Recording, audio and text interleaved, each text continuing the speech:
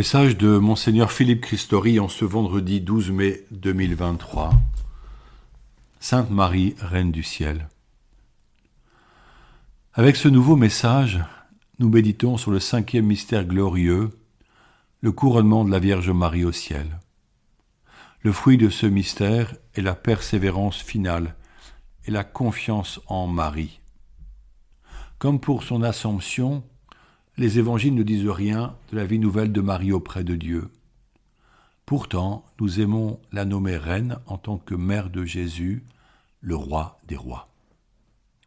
Ici encore, Marie est intimement liée à son Fils, agneau véritable que saint Jean voit en songe sur un trône, devant lequel 24 vieillards se prosternent en disant « Tu es digne, Seigneur notre Dieu, de recevoir la gloire, l'honneur et la puissance, c'est toi qui créas l'univers, tu as voulu qu'il soit, il fut créé. » De l'Apocalypse. Les saints et les anges chantent au ciel la louange de celui par qui l'univers reçoit le salut.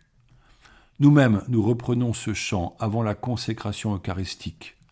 Saint, Saint, Saint, le Seigneur Dieu, le souverain de l'univers, celui qui était, qui est et qui vient.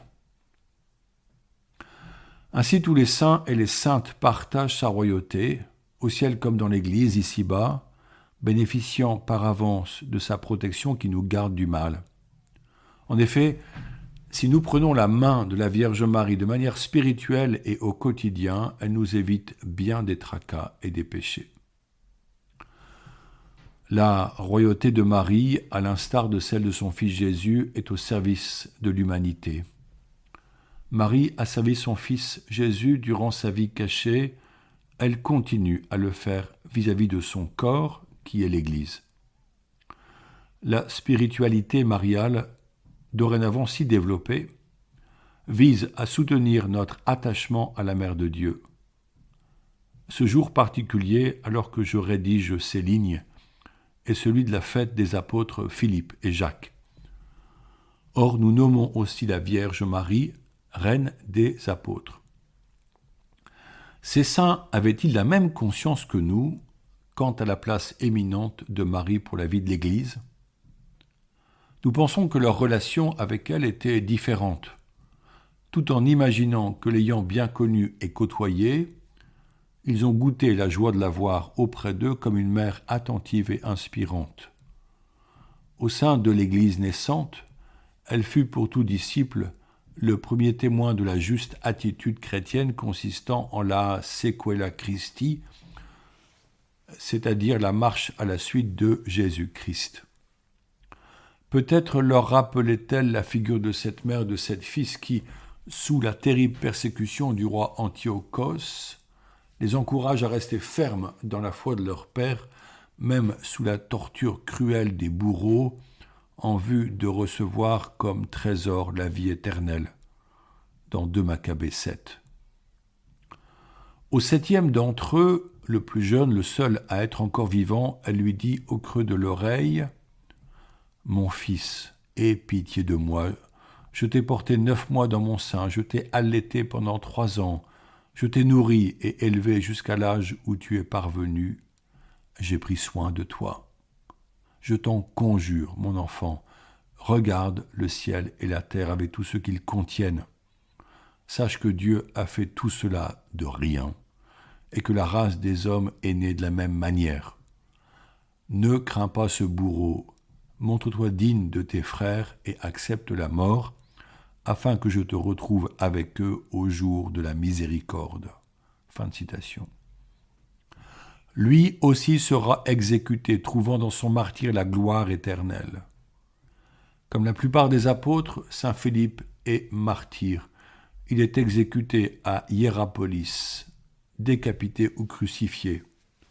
Aujourd'hui, un lieu touristique de Turquie qui porte le nom de Pamukkale et qui est connu pour ses vasques blanches de calcaire. Marie est notre reine et notre mère. Le mois de mai lui est dédié.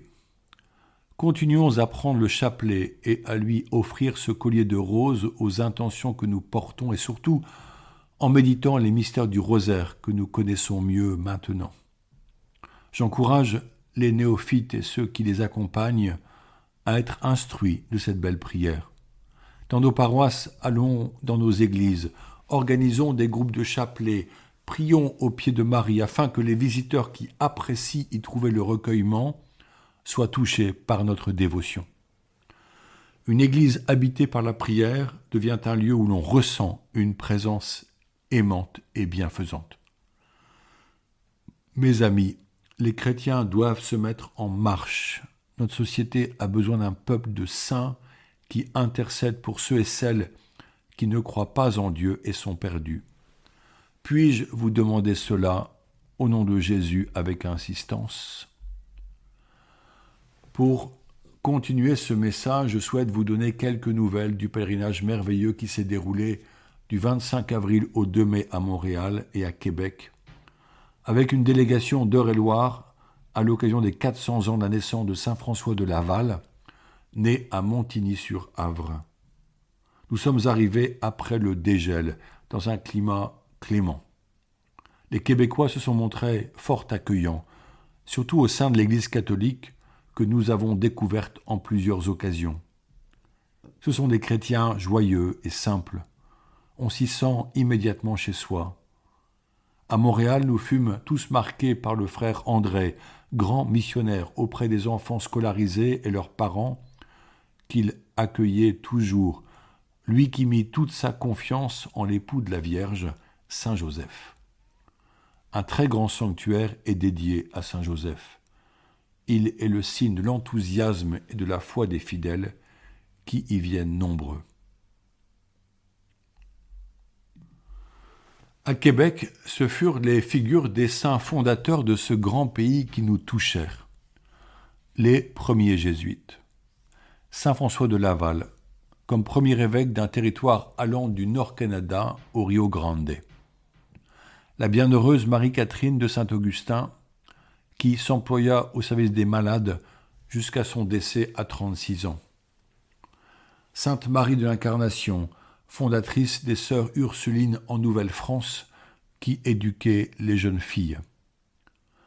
Arrivés de France au début du XVIIe siècle, ces hommes et femmes missionnaires débarquaient après une traversée éprouvante pour découvrir des terres inhospitalières, enneigées de longs mois, sans nourriture, peuplées d'autochtones comme les Iroquois qui furent violents à leur encontre. Le danger était réel et les risques de mort bien grands, surtout à cause des maladies et des épidémies. Pourtant, depuis les jésuites arrivés en premier, ils cherchaient à servir le Christ qu'ils annonçaient courageusement au péril de leur propre vie en vue du salut de ceux qui ne connaissaient pas Jésus.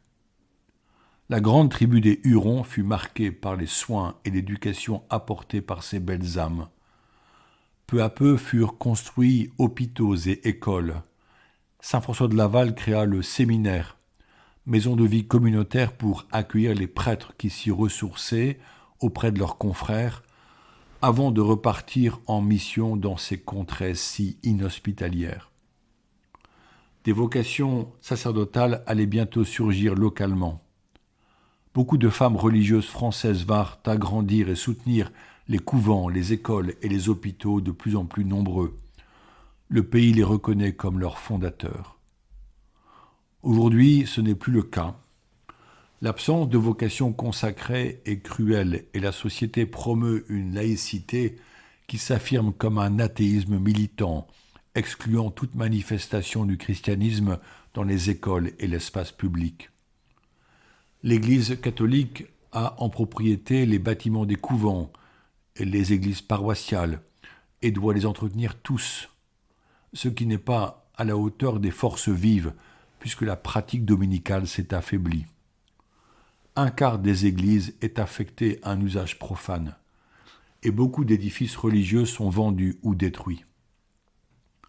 Comment conserver l'espérance et la foi au cœur de ce beau pays qui a abandonné son Seigneur pour passer aux idoles de la surconsommation, de la drogue et des fléaux terribles que sont le suicide et l'euthanasie si courants là-bas? Nous espérons un réveil des consciences. Nous attendons que se lèvent des catholiques courageux et pleins de foi, qui créeront des communautés locales vivantes et priantes pour annoncer le Christ. Certaines paroisses se motivent pour inventer des ponts entre le monde et la communauté ecclésiale. Nous avons vu que lorsque la prière et l'adoration eucharistique sont proposées largement, les fidèles reviennent. Pouvons-nous oser cela ?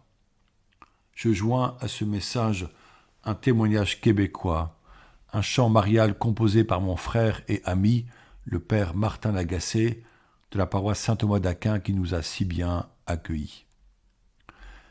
Certaines initiatives innovent pour se rassembler, partager la parole de Dieu. Dans le diocèse de Québec, qui compte 1 million d'âmes, 200 maisonnés se retrouvent chaque quinzaine pour méditer ensemble la parole de Dieu et faire le lien avec la vie des personnes.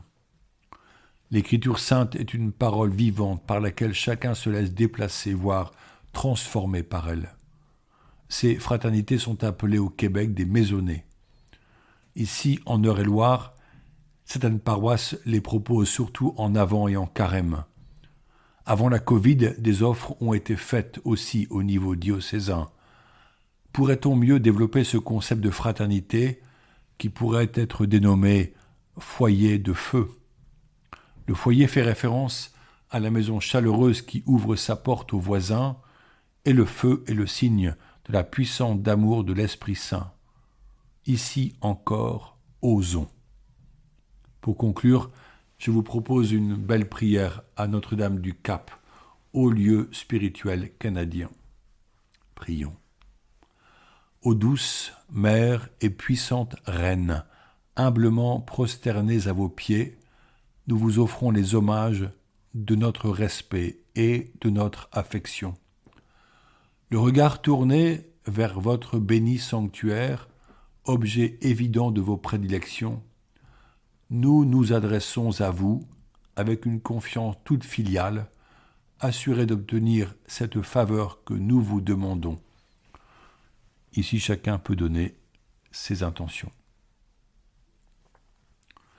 Daignez accorder à nos corps force et santé, à nos cœurs pureté et charité, à nos âmes lumière et sainteté.